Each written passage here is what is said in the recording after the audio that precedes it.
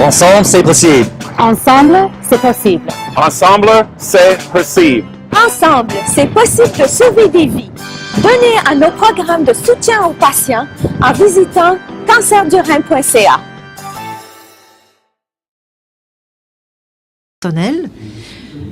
Alors, nous allons parler de ceci. J'aimerais vous avertir.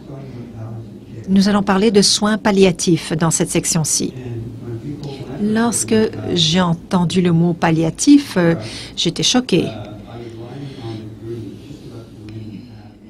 J'étais allongée sur le brancard juste avant ma chirurgie. J'ai dit à l'urologue, et j'ai dit, est-ce que ce qu'on fait, c'est palliatif? Il a dit, c'est bien possible. J'ai dit, ah d'accord. J'ai appris que les soins palliatifs ne signifient pas nécessairement les soins de fin de vie. Nous allons en parler un peu aujourd'hui. C'est un sujet difficile à entendre. Il est peut-être aussi difficile d'en parler. Mais nous voulions en parler car les soins palliatifs font partie des soins. Je pense que vous allez entendre quelqu'un parler du fait qu'il faut le faire plus tôt plutôt que trop tard.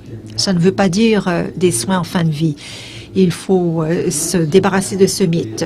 Alors, voici à notre panel le docteur Dugal de Silly, et qui est un docteur en naturopathie. Et nous avons également Élise Andréoli. Elle est aidante naturelle et bénévole. Pour animer ce panel, j'allais animer avec elle, mais je vais maintenant m'asseoir avec eux.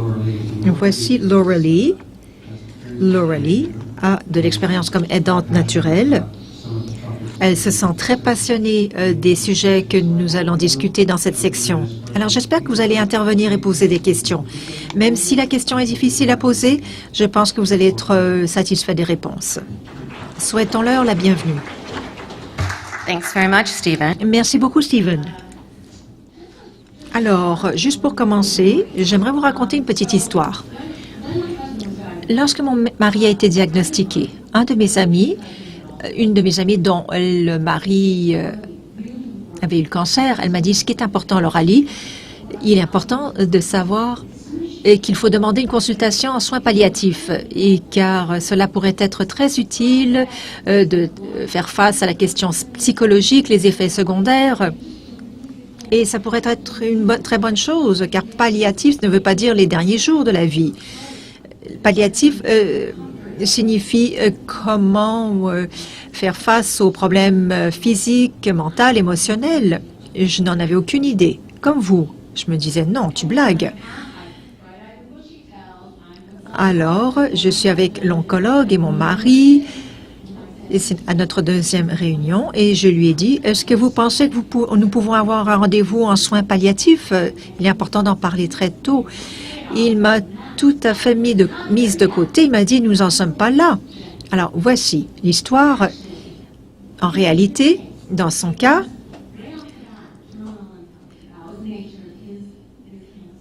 c'était la nature du cancer. Et pour son assurance, il en a pris 10 mois avant que je puisse réussir pour que mon mari puisse obtenir des soins de soutien et des experts dans le domaine palliatif. Et à ce moment-là, il était trop tard. Alors j'ai un message à transmettre, qu'il est une très bonne chose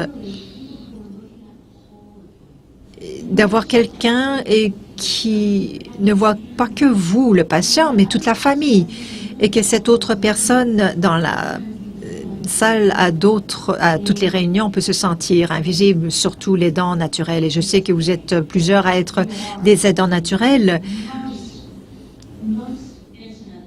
Vous connaissez intimement chaque aspect de cette personne que vous aimez et qui vit cette situation directement. Il est merveilleux lorsque vous avez des soins palliatifs et où ils sont préoccupés par toute la famille et où ils aident à rendre votre vie plus facile. Vous voulez vivre votre vie pleinement. Et c'est la raison pour laquelle je suis passionnée de ce sujet. Vous dites juste que au dernier soupir. Lorsque vous parlez de palliatif, certaines personnes disent que si je vais en soins palliatifs, je reconnais que je vais mourir. Vous savez, docteur Seeley, vous allez pouvoir en parler. Vous vivez tellement de choses. Quelqu'un m'a dit, je n'aime pas le mot chemin. C'est plus une aventure d'affectation ici et là. Il y a tellement de drames. Est-ce que vous avez vécu ces journées dramatiques et ces expériences dramatiques au plus profond de vous-même, où vous êtes en état de choc, où vous vous sentez déprimé? De 20 à 60% de tous les patients qui ont un diagnostic de cancer avancé vivent ou subissent de la dépression. L'humeur est quelque chose de très important lorsqu'il est question de la qualité de vie. Parfois, on se concentre sur la grosseur de la tumeur et les effets secondaires, mais les effets secondaires de l'esprit sont oubliés, à moins que vous avez quelqu'un qui fait partie de votre équipe de soins de santé et quelqu'un qui est curieux et qui veut savoir comment vous allez. Lorsque j'ai été diagnostiquée, et je le dis sincèrement, je ne serais pas ici aujourd'hui si ce n'était pas pour mon mari. Il y a eu des moments, nous étions en train d'écouter ce que le clinicien nous disait et moi je répondais. Il me disait, mon partenaire me disait oui, voilà ce qu'il t'a dit, je m'en souvenais pas. Vous pouvez intervenir. Il milite pour vous. Les aidants naturels militent pour vous et vous aident à voir à travers le nuage de choc et des traitements. Est-ce que c'est un commentaire raisonnable?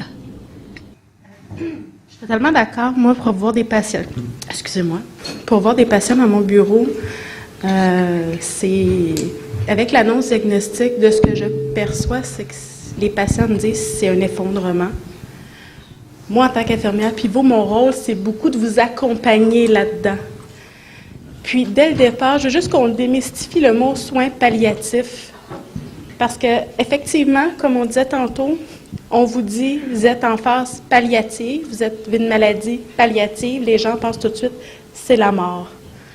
Mais il faut avoir en tête qu'en oncologie, on a 3 phases. On a la première phase qui est le volet curatif.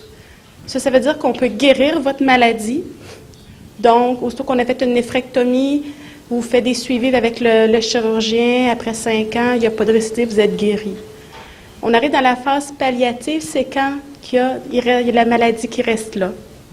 Ça, c'est une phase palliative, c'est-à-dire qu'on ne peut plus la guérir. C'est-à-dire, il y en a qui ont commencé les traitements, d'autres qui vont avoir d'observation. Moi, c'est ce que je dis beaucoup aux patients, on est en phase palliative, mais on n'est pas en fin de vie.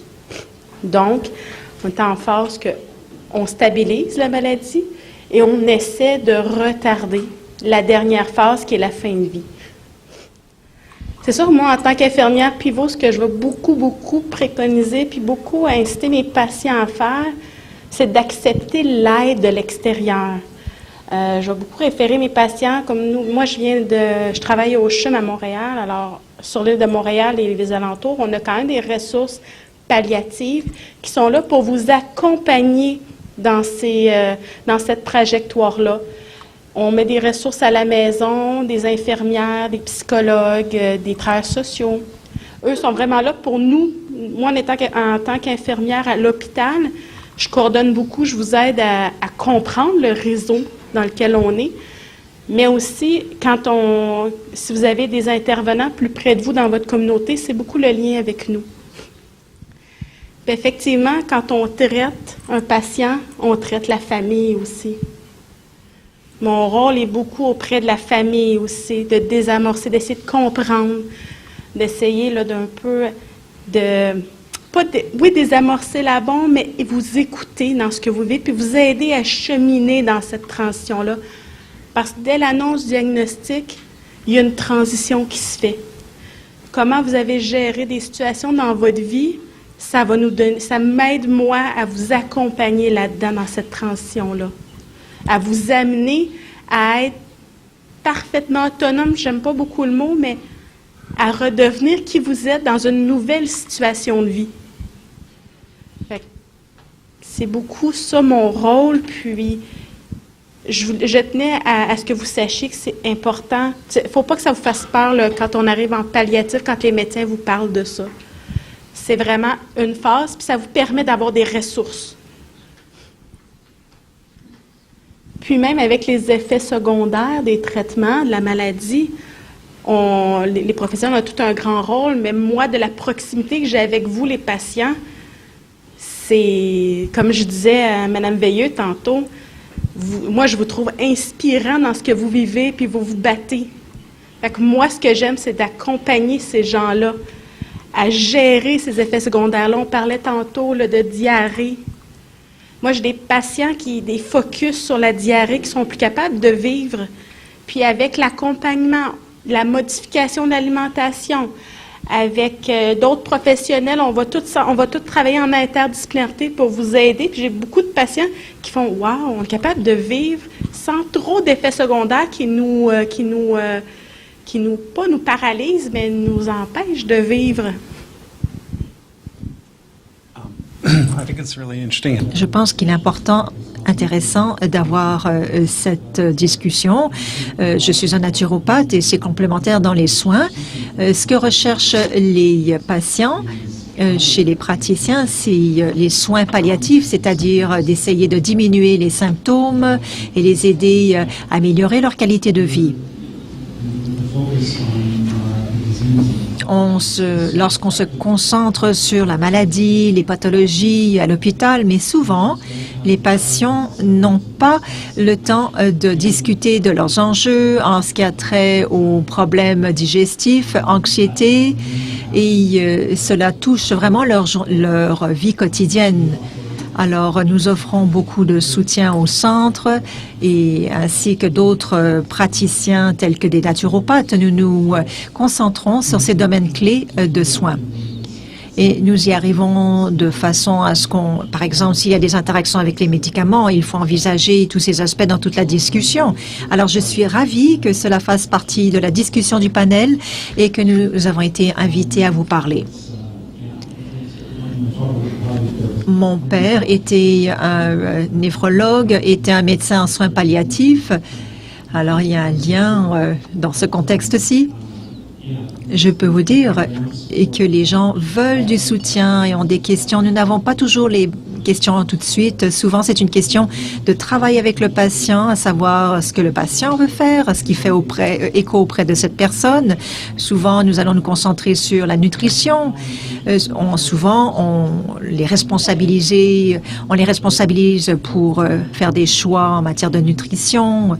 L'acupuncture peut être extrêmement efficace. On peut s'en servir avec des suppléments si c'est fait de façon sécuritaire, qui ne va pas aller à l'encontre des médicaments. Je pense qu'il y a de nombreux endroits où les gens recherchent une médecine complémentaire telle que décrit par le Dr Flower. La discussion avec l'oncologue et le médecin à propos de ce qui se passe, je crois que cette discussion doit se produire plus souvent et il faut donc faire tomber ces obstacles qui existent. Mais la question du temps est vraiment un enjeu. Mon expérience, quand j'ai fait de l'acupuncture, et je me disais, eh bien, oui, ça aide. Oui, il n'y a pas de preuve que ça ne m'aide pas et ça ne fait pas de mal. Alors, on continue. Donc, souvent, c'est vraiment la Dr Flower plutôt. Écoutez, je suis une preuve vivante que quelque chose fonctionne. Comment surmontez-vous ce comportement-là? Vous savez, nous travaillons en équipe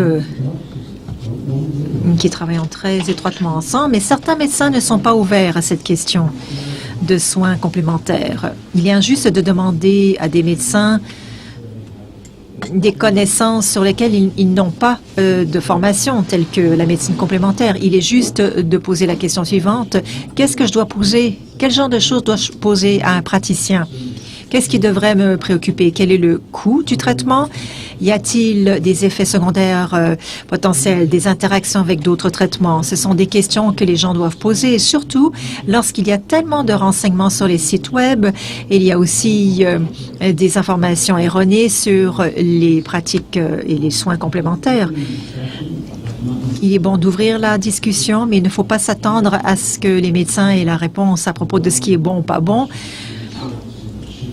Donc, il faudrait plutôt se demander comment poser la question. L'auditoire veut poser des questions. Ce que j'aimerais dire maintenant, c'est que j'ai fait partie d'un programme radio lorsqu'on parlait de changement à des lois. Ted Smith, qui est un défenseur des droits en Colombie-Britannique, il arrive au programme et dit, écoutez, il devrait légaliser ces médecines complémentaires, car ces médecines guérissent le cancer. J'ai répondu, vous n'avez pas le droit de le dire. Et il a répondu, non, la marijuana guérit le cancer. Écoutez, je peux vous parier que pas une seule personne dans cette salle n'a pas fait une recherche Google. Il y a des gens qui prétendent que c'est vraiment le meilleur traitement. Alors, laissez-vous aller, donnez-vous... C'est quoi ce documentaire terrible à propos de la marijuana? Non, ce n'est pas ça.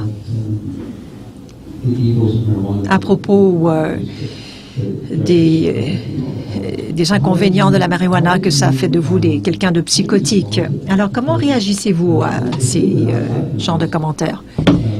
À mon avis, lorsque j'ai été diagnostiquée, beaucoup de gens viennent vous voir avec une myriade de solutions sur la façon d'être guéri. Et ce n'est pas écrit dans la médecine.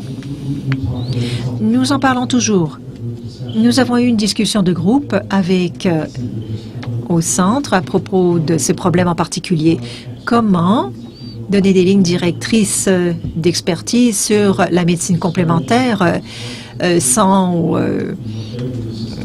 rabaisser les croyances ou ce que connaissent les patients. Nous avons une méthode rationnelle. On regarde le potentiel d'effets nuisibles. S'il y a très peu de risques d'effets nuisibles et que le patient a l'impression que c'est efficace, nous n'avons pas vraiment de preuves, mais on ne va pas rabaisser le patient. Mais si le patient fait quelque chose qui pourrait lui causer des problèmes, on va en parler, on va essayer de faire en sorte qu'il l'évite, on va leur donner d'autres options plus sécuritaires et plus faisables.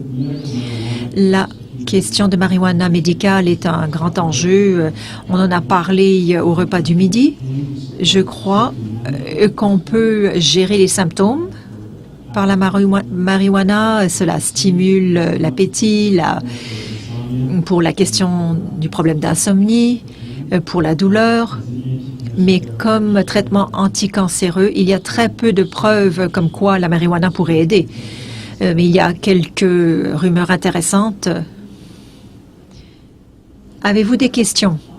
Vous avez sûrement des réflexions, des questions. Je crois. En fait, mon commentaire porte sur la question qui a été posée à propos de la résistance et des obstacles difficiles d'amener la médecine complémentaire avec la médecine traditionnelle occidentale. Je crois qu'en partie, il faut comprendre la raison pour laquelle il existe une résistance. Si nous comprenons la raison pour laquelle les oncologues ou les équipes de santé ne les envoient pas dans des services complémentaires, c'est peut-être parce que ces oncologues n'en connaissent pas assez ou ne se sentent pas à l'aise. Alors, nous avons effectué une étude à propos de la résistance. On se demandait pourquoi est-ce que les médecins ne prescrivent pas des activités physiques aux patients. Et sur les 150 médecins qui ont fait l'objet d'un sondage, il y avait un manque de connaissances sur les avantages ou la croyance comme quoi il pourrait y avoir des effets ou ils n'ont pas eu de formation pour prescrire un programme physique. En 2017, il y a eu un plan d'action pour intégrer la formation de tout nouveaux médecins en résidence sur la question d'activité physique. Cela a pris plusieurs années avant d'intégrer ce programme. Mais la nouvelle génération de médecins qui arrive aura une formation sur la prescription d'activités physiques en général, mais également en oncologie. À un moment donné, si nous recevons d'autres preuves sur des traitements complémentaires, nous allons pouvoir les intégrer dans le programme, soit pendant le programme ou comme dans un programme d'éducation permanente. On ne veut pas que les médecins deviennent des spécialistes, mais au moins ils pourraient comprendre la raison pour laquelle, si les patients ont des symptômes, comment les référer à un programme.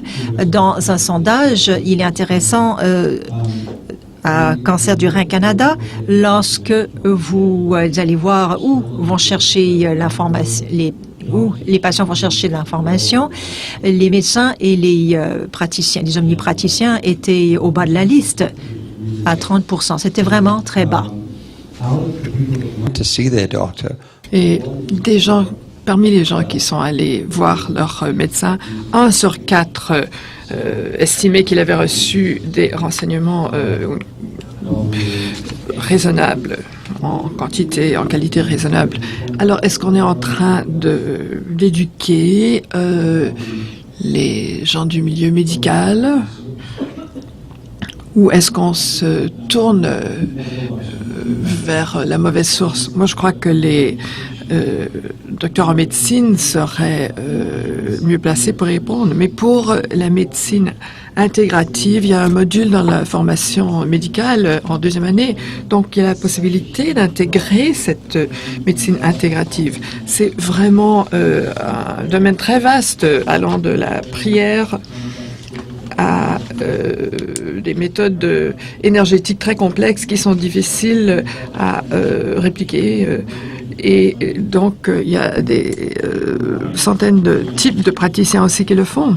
Alors donc, se fier sur les organismes de réglementation dans les provinces, c'est bon. On a des organismes de réglementation pour différents types de médecine complémentaire et ça, c'est bien. Alors, savoir où envoyer les patients, ça, c'est une bonne chose. Je ne sais pas si les médecins dans la salle veulent parler des obstacles. Bon, ça fonctionne. Alors, j'aimerais dire à Stephen, premièrement, j'allais poser une question à Laura Lee, mais vous avez parlé du peu de communication qui existe entre les spécialistes, les médecins, les omnipraticiens. Ça, c'est une difficulté qu'on a observée à maintes reprises chez Cancer du Rein Canada. Et je sais que le patient fait quelque chose, le médecin dit autre chose, le spécialiste dit autre chose. Il y a un manque de communication et on cherche à recommander plusieurs façons de régler ce problème. C'est un problème difficile. Je suis contente que vous ayez mentionné l'aspect spirituel. Vous avez mentionné la prière. Et vraiment, quand on a un diagnostic de cancer, il faut vraiment tenir compte du corps, de l'esprit et de l'âme. Peut-être que vous n'avez pas perçu la vie de cette façon avant le diagnostic, mais souvent il y a un grand changement après le diagnostic et il est important de trouver cette ressource. Et la question que j'ai pour Laura Lee, c'est si on envisage les soins palliatifs ou la préparation aux soins palliatifs, où recommandez-vous qu'on se dirige? Parce que ce ne sont pas tous les soins palliatifs qui sont du même genre, de la même qualité. Alors, on veut s'assurer d'être sur la bonne piste. Est-ce que vous avez des recommandations quant à cette ressource? Alors, voici mon expérience à Sunnybrook, par exemple. Je n'avais aucune idée. Et je suis certaine que c'est la même chose pour les autres centres de cancérologie, qu'il y a un soutien pour les patients et les familles qui comprennent la capacité de renvoyer directement aux soins palliatifs, à des conseils de nutrition, aux travailleurs sociaux. Et dans notre cas, après 10 mois, on a pu avoir accès au service pour le soutien des familles des patients. Il y avait un médecin qui était là pour soutenir la famille, pour avoir des discussions avec les familles de patients quant à ce qu'ils faisaient, ce qu'ils percevaient pour l'avenir, quelles étaient leurs préoccupations, leurs craintes, leurs anxiétés. Et moi, je ne m'étais pas rendu compte qu'il y avait déjà un groupe de professionnels qui étaient là pour les fins de donner du soutien dans un cadre plus large qui allait au-delà des simples détails de la maladie elle-même. Alors j'encouragerais les patients d'aller voir si ceci existe près de chez eux. Et on parle de soins complémentaires, on a parlé de soins palliatifs. Il y a un grand obstacle qui existe là. Il faut sensibiliser les oncologues et j'y travaille à Sunnybrook. Il faut vraiment que les oncologues, les spécialistes soient au courant des avantages de l'envoi de façon précoce aux services palliatifs. Leur spécialité, c'est comment est-ce qu'on peut trouver plus de temps, comment est-ce qu'on peut donner le traitement. Ils cherchent vraiment à prolonger la vie des patients. Il y a beaucoup de scientistes qui choisissent de faire cela parce qu'ils sont passionnés par la recherche de solutions. Mais il y a d'autres professionnels qu'ils n'acceptent peut-être pas parce qu'ils ne trouvent pas que c'est de la médecine dure, par exemple, ou fondamentale, et ils trouvent difficile à offrir un soutien aux patients et aux familles. Et j'aime vous dire ceci. On m'a invité d'aller rendre visite aux différentes cliniques dans le centre de cancérologie et de partager mon aventure avec les gens là, d'expliquer que les gens devraient encourager leurs patients et leurs familles à aller chercher ces services de soutien. Et voilà ce qui est intéressant. Un médecin a dit, eh bien, comment est-ce que l'aidant peut avoir accès au système pour obtenir un soutien du médecin et de la famille? Eh bien, la réponse est simple. Il y a un numéro et vous écrivez ce numéro et l'aidant devient un patient qui peut recevoir ce soutien. 36% de tous les hommes qui sont des aidants pour quelqu'un qui a un cancer avancé souffrent de dépression. Ça, c'est une statistique et c'est le cas pour 14% des femmes dans cette situation. Alors, on a ces gens-là qui sont en train de souffrir, mais auxquels on ne fait pas attention. Mais on peut structurer les centres de cancérologie pour les aider et ça serait une très bonne chose. Est-ce qu'il y a d'autres questions?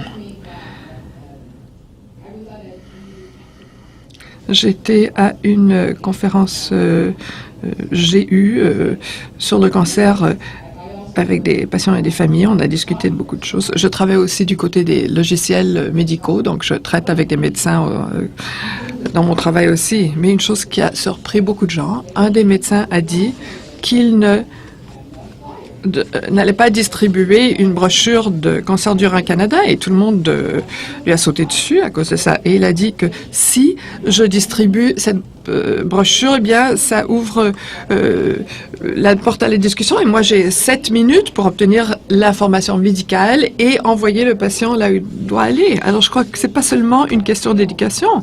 Si on apprend aux médecins quelles sont les possibilités du côté du régime alimentaire et de l'exercice, ben, ils savent déjà que c'est le cas. Et tous les patients devraient avoir accès au centre de cancérologie, mais pour qu'un médecin puisse avoir le temps de donner cette information, ben, on est tous là dans la salle d'attente pour avoir un rendez-vous qui se limite à 7 minutes. Certains médecins font mieux que d'autres et prennent le temps supplémentaire nécessaire à communiquer cela. Mais si on veut que les patients soient envoyés aux meilleures possibilités de traitement, c'est pas nécessairement là que ça pourra se passer. Ce n'est pas tout le monde qui a le meilleur des oncologues et qui a le meilleur omnipraticien. Moi, personnellement, j'ai de très bons services, mais il faut vraiment défendre ses propres intérêts. Et le Cancer du rein du Canada est une immense et très riche source d'informations. C'est Deb qui m'a beaucoup informée au début.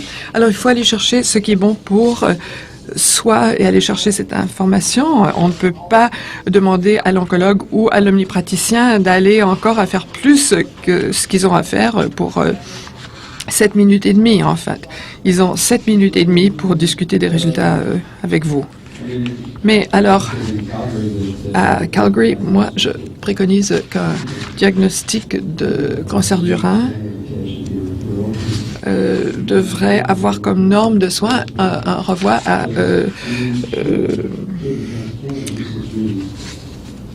Cancer du rein Canada. C'est le seul groupe de soutien parce que on peut beaucoup apprendre avec ça. Est-ce que Neil peut y répondre? Et ça peut vraiment alléger les exigences qu'on a de cette interaction de 7 minutes et demie. Parce que dans mon cas, par exemple, j'avais une tumeur de 9 à 10 cm dans mon rein. Qu'est-ce qu'on allait faire? Eh bien, on pouvait en faire une excision. Et j'ai dit quoi? La tumeur. Et le médecin a dit non, le rein. Et la question suivante, c'est on a plein de questions qui nous arrivent à l'esprit. Et je suis certain qu'un médecin n'a pas le temps de répondre à toutes ces questions. Alors, où est-ce qu'on peut poser ces questions? Peut-être que ça devrait faire partie du processus et peut-être que ça ne devrait pas être la responsabilité de Cancer du rein Canada seulement. Alors, oui, moi, j'appuie beaucoup l'idée que les médecins devraient aiguiller les patients à Cancer du rein Canada. Alors, on a tous des préjugés inhérents dans nos croyances. Et moi, je suis vraiment quelqu'un qui se fonde sur les preuves probantes.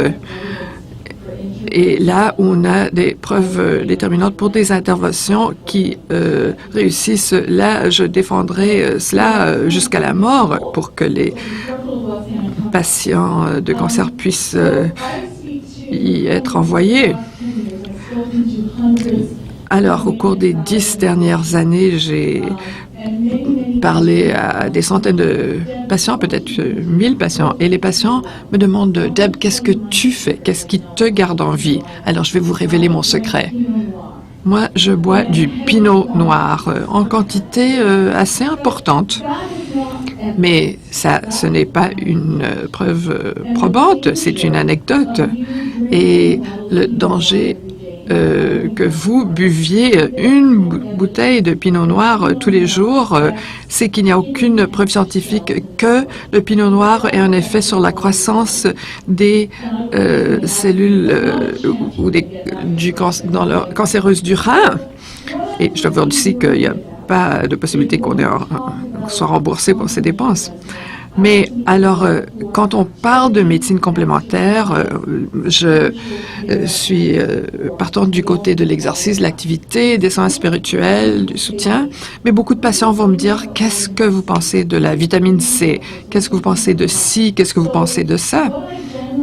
Ce que je fais de façon générale en tant que volontaire qui offre du soutien pour les pères, c'est que vous devez faire ce avec quoi vous vous sentez à l'aise, mais faites attention aux anecdotes d'un patient unique sur Internet qui a dit « Moi, j'ai pris de l'huile de cannabis et je suis guéri. » Et un autre patient prend du champignon magique et je suis guéri.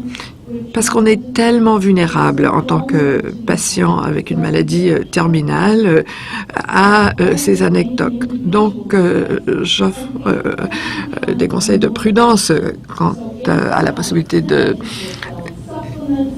suivre les conseils d'une seule personne. Mais aussi, faites attention, si quelqu'un s'appelle nutritionniste, n'est pas diététicien enregistré, il faut faire attention. On doit vraiment être sur ses gardes. Et pour Cancer du rein Canada, je crois que nous avons toujours préconisé pour une médecine axée sur les données probantes. Alors, montrez-nous ce qui fonctionne pour le cancer du rein, en fait, pas pour les autres cancers. Qu'est-ce qui a un effet sur le carcinome des cellules rénales? Donnez-nous les données et on va communiquer cela. Mais si, en tant qu'organisation, on commence à donner des conseils pour des choses pour lesquelles il n'y a pas de données probantes, je crois qu'on va perdre notre crédibilité. Voilà la fin de mon dénoncer. Oui, je suis entièrement d'accord avec ce que vous avez dit du côté des anecdotes et que ça peut mener les gens à adopter des voies très difficiles. Et on a besoin de preuves qui examinent des essais cliniques randomisés, qui existent s'il y a eu un faible risque de biais. Et j'aimerais aussi recommander qu'on fasse plus de recherches sur les médecines non pharmaceutiques qui n'ont peut-être pas assez de financement. Heureusement qu'on a l'appui de certaines fondations pour ce genre de recherche. Je dirais qu'il y a beaucoup de thérapies qui auraient des effets positifs éventuels qui n'obtiennent pas l'attention qu'elles méritent parce qu'il n'y a pas de monétisation. Et c'est pas pour dire que l'industrie pharmaceutique est sinistre. Il y a des réalisations exceptionnelles, mais on doit regarder d'autres thérapies, faire des recherches. Comment est-ce qu'on peut financer cela? Mais je suis entièrement d'accord avec cette idée d'anecdote. Et je dirais que la guérison, c'est de couper et coller ce message. Ça va sauver des vies. Ça se trouve sur Facebook. Et là, je suis ironique. Chaque fois que je vois cela, ou que les gens me l'envoient, ils disent « Fais-le, Stephen, si tu nous écoutes et si tu veux appuyer les gens qui ont cancer. » Et vraiment, j'ai de la difficulté à le faire. Je dois vraiment résister à dire... à ne pas répondre et dire c'est quelque chose qui insulte les patients de cancer. Quand j'ai été diagnostiquée, les gens me demandaient est-ce que tu peux prier pour moi? Et je disais tout à fait. Et on me demandait est-ce que tu crois à la prière? Et j'ai dit oui, si vous avez toutes les pensées positives qui viennent vers moi, ça je les accepte. Ça c'est un point de vue. Alors voilà ce que moi je dis au sujet de Facebook. Neil? Alors,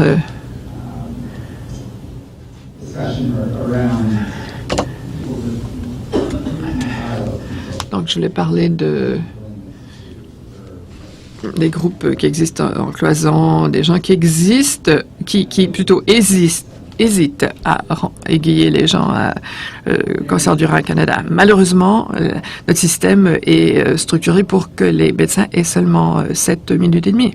Par exemple, et chaque groupe a défendre ses intérêts. Notre groupe de psychologie sociale a vu ses fonds coupés par l'hôpital. Et même dans notre centre, Luc et moi, on a un très bon groupe d'uro-oncologues, mais même le fait qu'on est à 7 étages de distance fait que c'est comme si on était aux deux extrémités de la ville. Alors, tout peut varier. Donc, l'information donnée aux patients va faciliter les progrès. Je félicite le Dr. Seeley du Centre de cancérologie intégrative d'Ottawa. Eh bien, Neil, comment est-ce qu'on peut éclater ces cloisons et ces obstacles? Alors, je m'excuse s'il y aura des urologues qui vont regarder ceci en ligne. Comment est-ce qu'on peut tendre la main aux urologues pour pouvoir discuter avec eux et leur donner de l'information qui pourrait les aider, qui pourrait aider leurs patients? Ça, c'est quelque chose de très difficile. Je suis entièrement d'accord. Je ne peux pas vous donner une solution. C'est un processus continu. Et quand les médecins semblent hésiter, c'est probablement à cause d'un manque de communication, d'information. Et c'est vraiment un travail continu. Et je crois que Cancer du rein Canada a fait du très beau travail, a une des meilleures stratégies de communication de tous les groupes. Beaucoup de groupes cherchent à l'adopter. Vous êtes chef de file. Alors, je sais que c'est cette question soit de facteur d'incitation ou de punition. Pour les essais cliniques, par exemple, est-ce qu'on devrait avoir comme critère pour l'argent fourni par Cancer du rein Canada pour la recherche? Un des critères, ça serait de poser une question à savoir est-ce que vous travaillez dans un contexte de soins intégrés? Alors là, Deb fait non que de la tête. Enfin, moi, je suis pas d'accord avec ça et moi, je suis d'accord. Voilà pourquoi on a les gens. Eh bien, la question, c'est qu'est-ce que vous allez faire de l'argent qui sera généré du projet de recherche? Quelle solution pratique est-ce que ça aura? Bien, je crois que c'est toujours mieux quand on travaille ensemble que quand on travaille en cloison. Je crois que ce qu'il y a de très positif et ce qu'on observe partout, c'est qu'il y a de plus en plus de collaboration et une plus grande sensibilisation quant à la valeur que représente une démarche intégrative que par le passé. Moi, je travaillais dans le domaine des relations publiques. Par le passé, en 1992, j'avais dit, je pense qu'on devrait voir ce qui se passe du côté des suppléments alimentaires. Par exemple, pour voir ce qui se fait qu'on puisse vendre des suppléments dans les pharmacies. On n'en trouvait pas, mais maintenant, chez Shoppers Drug Mart, on en trouve en grande quantité. Des étagères pleines de cela. Et maintenant, on respecte de plus en plus l'expérience qui découle de milliers d'années. Et Deb, je suis d'accord avec vous quant aux données probantes de la recherche, mais je suis d'accord avec vous qu'il y a aussi la difficulté quant au financement pour faire de la recherche pour ces choses là où il n'y a pas de grandes sociétés commerciales qui veulent le faire. Mais j'espère qu'on ouvre un peu notre esprit. Quand on arrive aux soins palliatifs, par le passé, on ne voulait même pas parler de palliatifs. Poser la question, comment est-ce qu'on vit notre vie jusqu'à la fin? Fallait pas ouvrir cette porte. Mais maintenant, cette porte est ouverte. On peut avoir des conversations quant à la vie entière. Et ça comprend aussi la mort. Et ça, c'est une bonne chose. Et ça, c'est très récent dans notre monde occidental. Donc, je suis encouragée. Alors, quand mon mari était là, on discutait pas de ce genre de choses. Et il est mort il y a 3 ans, en fait. Et je crois que c'est quelque chose de très encourageant pour les patients et pour leurs familles. Merci. Je vais changer de cap pendant quelques minutes. J'aimerais parler à l'infirmière en oncologie. Je sais que vous avez probablement des tâches bien précises pour vos patients, mais lors des conversations, est-ce qu'on parle d'autres orientations, par exemple les soins palliatifs, nutrition, l'exercice? Est-ce que ça fait partie de votre travail au quotidien quand vous avez à... Oui, ça fait partie de mon travail. Moi, j'utilise, quand je parle à mes patients, le guide que Kidney Cancer Canada a fait. Puis je revois ce guide-là avec les patients. Je leur explique l'importance de bouger pour suivre le traitement. Je crois pertinemment que le fait de bouger, le fait de se changer les idées, le fait de reprendre goût à la vie, ça fait que les patients adhèrent mieux au traitement, puis que les traitements, on arrive à avoir les traitements plus longtemps. Parce que comme on parlait tantôt, tout l'univers psychologique, spirituel, est aussi important que le physique. Si j'ai au niveau psychologique et spirituel, j'ai une lésion, j'ai une détresse, le physique va être attaqué du même coup. Si tu as quelqu'un qui est hyper fatigué parce qu'il ne mange pas, il ne dort pas, il y a une augmentation de ta fatigue, il ne sort pas, mais il ne bouge pas, ça fait que s'il ne bouge pas, il n'aura pas faim, il n'aura pas besoin de manger, il n'en dépense pas d'énergie. S'il ne sort pas et il reste tout le temps chez eux, mais il n'y a plus de qualité de vie. On s'en va d'un cercle vicieux, fait qu'on s'en va vers la dépression. Donc, l'être humain est un tout. Ce n'est pas juste un rein, une douleur, un syndrome main-pied, c'est un tout. Moi, mes patients qui m'arrivent avec des gros syndromes main-pied, je ne vais pas juste traiter le syndrome main-pied, je vais regarder un tout. Moi, j'ai déjà vu des patients arriver dans mon bureau, il y a un syndrome main-pied, un grade 2 près de 3, juste à évaluer qu'est-ce qu'ils font comme travail. C'est des programmeurs analystes, ils sont toute la journée en train de taper sur un ordinateur. C'est sûr qu'ils sont plus à risque de développer des syndromes main-pieds Ou j'ai des patients qui ont des métastases osseuses qui doivent se déplacer avec des béquilles ou des cannes. Ils arrivent avec un syndrome main d'un grade 3, mais c'est sûr, c'est de la pression que ça fait quand la personne se déplace. Fait que moi, j'essaie de tout évaluer ça, puis je travaille en collaboration avec nos physiothérapeutes. Quand je suis à bout de ressources au niveau alimentaire ou que je suis capable de gérer les symptômes, je vais parler avec ma nutritionniste. Puis oui, c'est dur en parler, mais moi, j'en parle avec mes patients des soins palliatifs. Puis souvent, ça passe par moi. Le patient a des fois de la difficulté à en parler avec le médecin, parce qu'il n'y a pas beaucoup de temps pour parler avec lui. Donc, quand il arrive avec moi, des fois, je prends 1 heure avec mes patients. Puis ils m'en parlent de leurs craintes. Puis des fois, c'est même moi qui dis, as-tu pensé à demander au médecin peut-être une consulte en soins palliatifs pour traiter tel symptôme? Des fois, il fait, ah non, puis là, j'explique c'est quoi le rôle des soins palliatifs. Puis, des fois, c'est moi qui va parler au médecin, puis je dis, docteur Untel, le patient, je pense qu'il serait bien, on serait bien de faire tout de suite la demande en soins palliatifs.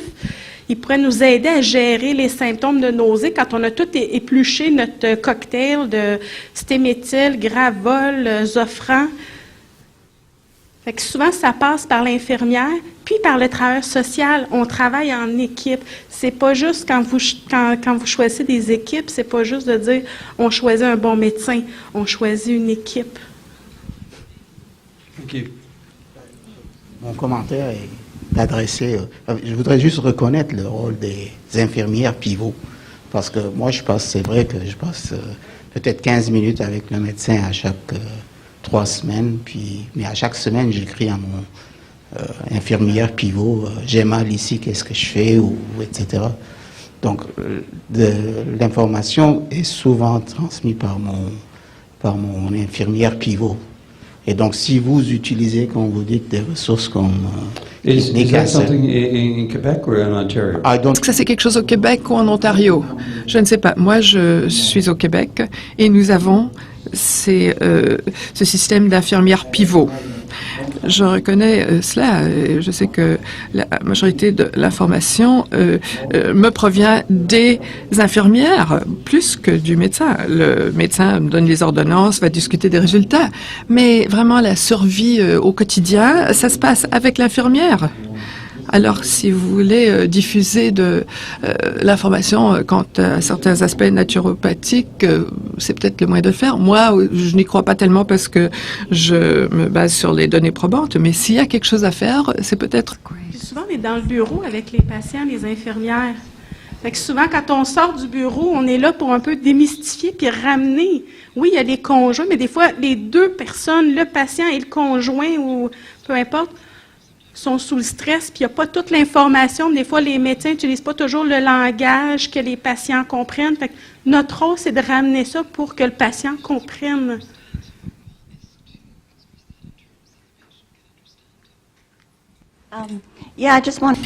Oui, j'ai une observation à présenter. J'ai participé à un grand forum à Montréal il y a quelques années et la situation au Québec est unique du côté de ces infirmières pivots. Ce n'est pas une norme dans toutes les provinces au pays et on doit vraiment examiner les données probantes et voir des cheminements de soins et devra intégrer à la trajectoire de soins que si le médecin ne dispose que de 7 minutes, il y a quelqu'un d'autre qui dispose d'1 heure pendant laquelle ils peuvent discuter de cela. Moi, je donne des conseils aux patients au téléphone et la chose qu'ils me disent le plus souvent, c'est que l'information qu'ils ont reçue à Cancer du Canada un peu plus tard, ils auraient bien aimé la recevoir à un moment plus précoce. Et moi, je suis très heureuse que Cancer du Canada a pu réussir et c'est grâce au